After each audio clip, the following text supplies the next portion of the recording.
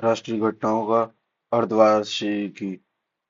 18वीं लोकसभा के चुनाव के बाद नरेंद्र मोदी लगातार तीसरी बार देश के प्रधानमंत्री बने।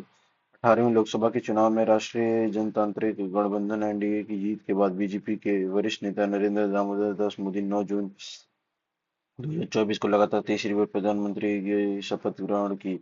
पंडित नेहरू के बाद नरेंद्र मोदी देश के ऐसे दूसरे नेता हैं जिन्होंने लगातार तीसरी बार देश के प्रधानमंत्री की शपथ ली है। पहली बार 26 मई 2014, दूसरी बार 30 मई 2019 को वह देश के प्रधानमंत्री बने थे। मोदी से पूर्व पंडित जवाहरलाल नेहरू लगातार तीन कार्यकाल 1952, 1957 और 1962 के लिए देश के प्रधानमंत्री निर्वाचित हुए थे। वह 2014 में 18वीं लोकसभा के लिए हुए चुनाव में भारतीय जनता पार्टी बहुमत 2040 सीट के साथ से वंचित रही, लेकिन उसके गठबंधन एनडीए ने 293 सीट जीतकर बहुमत का आंकड़ा पार कर लिया। 9 जून 2024 को राष्ट्रपति द्रौपदी मुर्मू ने शपथ ग्रहण करने के बाद मोदी स्वतंत्र भारत के 20वें प्रधानमंत्री बने। प्रधानमंत्री मोदी के साथ 30 नेताओं ने कैबिनेट मंत्री, 5 नेताओं ने राज्य मंत्री, स्वतंत्र प्रभार और 36 नेताओं ने राज्यमंत्री का पद की शपथ ग्रहण की।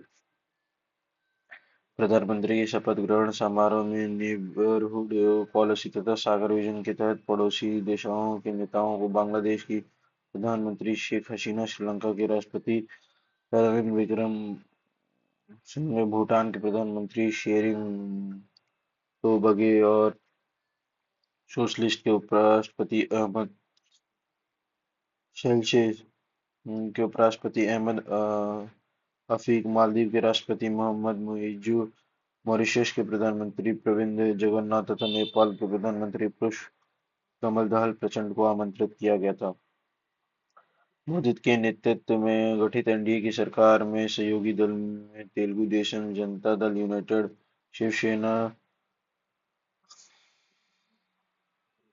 लोक जनशक्ति पार्टी, रामविलास मंच जनता दल सेकुलर और Rashtriya Lok Dal, Hindustani Awami Morcha, the Republican Party of India शामिल है। सहयोगी दल के 11 मंत्री सहित मंत्रिमंडल में कुल मंत्रियों की संख्या 71 है। मंत्रिमंडल में 7 महिला मंत्रियां, 2 कैबिनेट, 5 मंत्री की जगह ऐसी मिली। 33 मंत्री ऐसे हैं जिन्हें पहली बार मंत्री पद मिला है।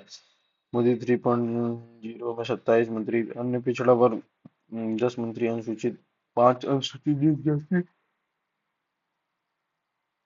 से हैं और 5 अल्पसंख्यक समूह से हैं। इस सरकार में एक भी मुस्लिम मंत्री नहीं है। मंत्रिमंडल किसको मिला? प्रधानमंत्री को। प्रधानमंत्री कार्मिक, लोक शिकायत, पेंशन, परमाणु ऊर्जा, अंतरिक्ष नीति के मुद्दे व अन्य विभाग जो मंत्रियों में नहीं बांटे गए हैं। राजनाथ सिंह को रक्षा मिला, अमित शाह को गृह और सहकारिता मिला, नितिन गडकरी को सड़क परिवहन राजमार्ग, जेपी नड्डा को स्वास्थ्य एवं परिवार कल्याण, रसायन एवं उर्वरक, शिवराज सिंह चौहान को कृषि एवं किसान कल्याण, ग्रामीण विकास, निर्मला सीतारमण को वित्त एवं कॉरपोरेट मामले, एस जयशंकर को विदेश, मनोहर लाल खट्टर को ऊर्जा, आवास एवं शहरी विकास, एस डी कुमारस्वामी को भारी उद्योग एवं इस्पात, पीयूष गोयल को वाणिज्य एवं उद्योग, धर्मेंद्र प्रधान को शिक्षा, जीतन राम मांझी को एमएसएमई, जीवन राजीव रंजन उर्फ ललन सिंह को पंचायती राज, मत्स्य पालन, पशुपालन और डेयरी, सर्बानंद सोनोवाल बंदरगाह, जहाजरानी एवं जलमार्ग, वीरेंद्र कुमार सामाजिक न्याय एवं अधिकारिता, राम मोहन नायडू नागरिक उड्डयन, प्रहलाद जोशी उपभोक्ता मामले, खाद्य एवं जन वितरण, नवीनीकरण एवं अक्षय ऊर्जा, जुएल ओरांव आदिवासी मामले, गिरिराज सिंह कपड़ा, अश्विनी वैष्णव रेल, सूचना एवं प्रसारण, इलेक्ट्रॉनिक्स एवं सूचना प्रौद्योगिकी, ज्योतिराज सिंधिया दूरसंचार और पूर्वोत्तर विकास, भूपेंद्र यादव वन, पर्यावरण एवं जलवायु परिवर्तन, गजेंद्र सिंह शेखावत पर्यटन एवं संस्कृति, अन्नपूर्णा देवी महिला एवं बाल विकास, किरण रिजिजू संसदीय कार्य, अल्पसंख्यक मामले में हरदीप पुरी पेट्रोलियम एवं प्राकृतिक गैस, मनसुख मांडविया श्रम और रोजगार, खेल एवं युवा मामले, जी किशन रेड्डी कोयला एवं खनन, चिराग पासवान खाद्य प्रसंस्करण उद्योग, सी आर पाटिल जल शक्ति राज्य मंत्री स्वतंत्र प्रभार, राव इंजीनियरिंग सांख्यिकी एवं कार्यक्रम क्रियान्वयन योजना स्वतंत्र परिवार संस्कृति जितेंद्र सिंह विज्ञान एवं प्रौद्योगिकी और पृथ्वी विज्ञान पीएमओ कार्मिक लोक शिकायत एवं पेंशन परमाणु ऊर्जा अंतरिक्ष अर्जुन राम मेघवाल कानून न्याय प्रताप जाधव आयुष स्वास्थ्य एवं परिवार कल्याण जयंत चौधरी कौशल विकास एवं उद्यमिता शिक्षा। अब राज्य मंत्री का कोई मतलब नहीं है। अब 18वीं लोकसभा के चुनाव के बारे में पढ़ते हैं। 18वीं लोकसभा चुनाव के लिए 19 अप्रैल 1 जून 2024 के बीच में 7 चरणों का चुनाव आयोग द्वारा कराए गए चुनाव का 4 जून को मतगणना संपन्न हुई। इन चुनावों में एक बार फिर भाजपा के नेतृत्व वाले राष्ट्रीय जनतांत्रिक गठबंधन एनडीए ने लगातार तीसरी कार्यकाल के लिए बहुमत प्राप्त किया, किंतु सत्ता में उसकी ताकत कमजोर करते हुए विपक्षी जन गठबंधन को भी उसके नजदीक लाकर इन चुनावों ने खड़ा कर दिया। अब की बार 400 पार के एनडीए के नारे के सपने को चूर करते हुए उसकी सीटों की संख्या पहले से 350 से घटकर 293 तक पहुंच गई, जिसमें भारतीय जनता पार्टी की सीटें लगभग की 240 है। इस सरकार की स्थिरता के लिए सहायक दलों पर एनडीए की निर्भरता बढ़ गई है तथा तेलुगु देशम पार्टी व जनता दल की किंग मेकर की भूमिका महत्वपूर्ण हो गई है। लोकसभा के इन परिणामों के विभिन्न पूर्वानुमान के साथ साथ 2 दिन पूर्व और 2 जून को ही जारी विभिन्न एग्जिट पोल्स को भी गलत साबित कर दिया है। राम मंदिर के नाम पर अपने पक्ष को भारी मतदान की उम्मीद रख रही भाजपा की सीटों की संख्या उत्तर प्रदेश में 33 रह गई, जबकि अयोध्या वाली फैजाबाद सीट पर फायदा का सामना उसे करना पड़ा। प्रधानमंत्री नरेंद्र मोदी स्वयं 4.7 लाख मतों से 2019 में तथा 3.5 लाखों मत से अंतर 2012 वाराणसी में जीते थे, किंतु इस बार उनकी विजय का अंतिम मत 1.53 लाख मतों का रहा। सरकार 4 कैबिनेट मंत्रियों कुल 18 मंत्रियों को इस बार चुनाव में पराजित हुए। 18वीं लोकसभा चुनाव एनडीए की और इंडिया की स्थिति इस प्रकार रही।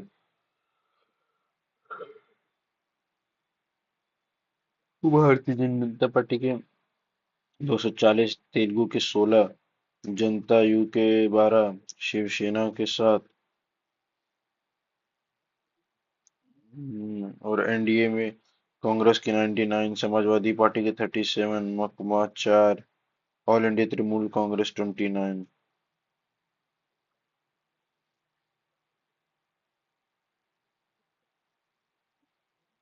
डीएमके के 22। टोटल इनका आंकड़ा है 34। 18वीं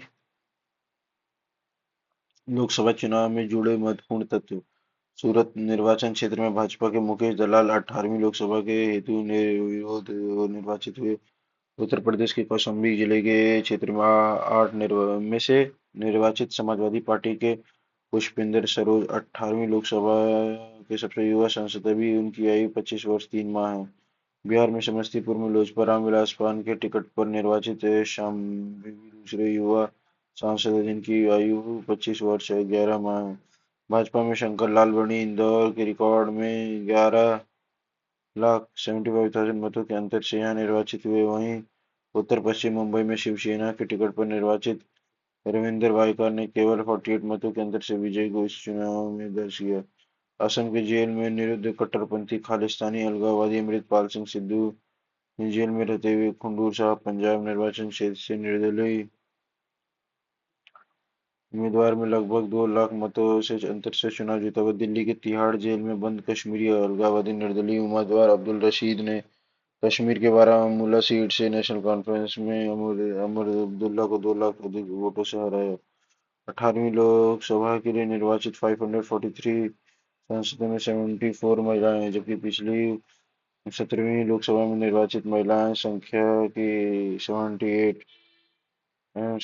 महिलाएं संसद में 30 भाजपा 14 कांग्रेस 4 सपा 11 टीएमसी द्रमुक की 3 जदयू एवं लोजपा की दो दो अन्य महिला लोकसभा के सदस्य चुनी गई। केंद्रीय मंत्री वीरेंद्र सिंह मध्य प्रदेश में टीकमगढ़ से निर्वाचित 8वीं बार लोकसभा के लिए जहां निर्वाचित हुए, वहीं केंद्रीय मंत्री पंकज चौधरी 7वीं बार लोकसभा में पहुंचे। मध्य प्रदेश में नोटा के लिए 2 लाख मत इंदौर निर्वाचन क्षेत्र में पड़े, जो इस मामले में एक रिकॉर्ड है। कांग्रेस के राहुल गांधी उत्तर प्रदेश के रायबरेली बरेली तथा केरल के वायनाड की सीट से निर्वाचित हुए। बाद में उन्होंने वायनाड की सीट को त्याग पत्र दे दिया। समाजवादी पार्टी को 2019 में चुनाव में 5 सीटें ही प्राप्त हुई। अब ये पार्टी 37 सीटों के साथ उत्तर प्रदेश में बड़ी पार्टी बनकर उभरा है, जबकि भाजपा की सीटें 33 ही रहे। भारतीय जनता पार्टी ने 2024 के 18वीं लोकसभा के चुनाव 6 राज्यों को क्लीन स्वीप किया है, जो कि इस प्रकार है: मध्य प्रदेश, उत्तराखंड, हिमाचल प्रदेश, अरुणाचल प्रदेश, त्रिपुरा और दिल्ली। तमिलनाडु, मिजोरम, मेघालय, मणिपुर, नागालैंड व सिक्किम में एनडीए की कोई सीट प्राप्त नहीं हुई। इस बार पहली बार केरल में भी भाजपा की एक सीट मिली है। 18वीं लोकसभा का गठन 14 जून 2024 को हुआ। भारतीय जनता पार्टी ने उड़ीसा के सांसद भृतृहरि महताब को 18वीं लोकसभा का प्रोटेम स्पीकर चुना गया था। भारतीय जनता पार्टी के राजस्थान कोटा के लोकसभा सांसद ओम बिरला को एक बार फिर 18वीं लोकसभा में अध्यक्ष निर्वाचित किया गया और 17वीं लोकसभा के अध्यक्ष में ओम बिरला ही थे। आंध्र प्रदेश, उड़ीसा, अरुणाचल प्रदेश, सिक्किम में विधानसभा चुनावों के बाद नई सरकार का गठन हुआ। 18वीं लोकसभा के चुनाव में 4 राज्यों आंध्र प्रदेश, उड़ीसा, सिक्किम व अरुणाचल प्रदेश विधानसभाओं के लिए भी चुनाव संपन्न हुए। इन राज्यों में अरुणाचल प्रदेश में भाजपा का जहां पहले से अधिक मजबूती से सत्ता पर कब्जा बना रहा, वहीं उड़ीसा में बीजू जनता दल के 24 वर्ष के शासन का अंत हुआ और तथा पहली बार भाजपा ने वहां अपना पूर्ण बहुमत की सरकार का गठन किया। सिक्किम में 32 में से 31 सीटें जीतकर विगत वर्षों के सत्तारूढ़ सिक्किम क्रांतिकारी मोर्चा ने सभी दलों का सफाया किया, जबकि आंध्र प्रदेश में विगत 5 वर्षों में सत्तारूढ़ वाईएसआर कांग्रेस पार्टी को बुरी तरह हराकर टीडीपी ने एनडीए के नेतृत्व में सत्ता वापसी की। आंध्र प्रदेश में 175 सदस्यीय विधानसभा में एनडीए गठबंधन चंद्रबाबू नायडू ने नेतृत्व वाली तेलुगु देव टीडीपी ने अकेले ही 135 सीटें प्राप्त की। अरुणाचल में पेमा खांडू ने नेतृत्व में नई सरकार का गठन किया। अरुणाचल प्रदेश में 60 संसदीय विधानसभा के लिए मतदान में 19 अप्रैल 2024 को हुआ था। 82% मतदाता ने मताधिकार का उपयोग करके इस चुनाव में किए। केवल 50 सीटों के लिए मतदान 19 अप्रैल को हुआ था। निर्वाचन में मुख्यमंत्री पेमा खांडू व मुख्यमंत्री सहित भाजपा 10 उम्मीदवार निर्विरोध के निर्वाचित हुए। राज्य में 10वीं विधानसभा के कार्यकाल 2 जून 2024 तक ही था, इसलिए 2 जून को ही मतगणना कर 11वीं विधानसभा का गठन कर दिया गया। इस चुनाव से पहले से भी अधिक सीटें जीतकर भाजपा ने सत्ता कब्जा बरकरार रखा। इस बार 60 में से 46 भाजपा के खाते में गई। विधानसभा में दलगत स्थिति 2024 भाजपा ने 46 सीट जीती, एनपीपी ने 5, एनसीपी ने 3। अब चलते हैं भाजपा विधायक दल के नेता चुने जाने के बाद निर्वाचित पेमा खांडू ने 13 जून 2024 को लगातार तीसरी बार मुख्यमंत्री के पद की शपथ ग्रहण की। उन्हें उपराज्यपाल केटी पटनायक ने शपथ दिलाई। मुख्यमंत्री खांडू के साथ 11 विधायकों ने मंत्री पद की शपथ ग्रहण की। मुख्यमंत्री खांडू को सीमावर्ती जिले तवांग से मुक्तो सीट से फिर निर्विरोध विधायक चुना गया।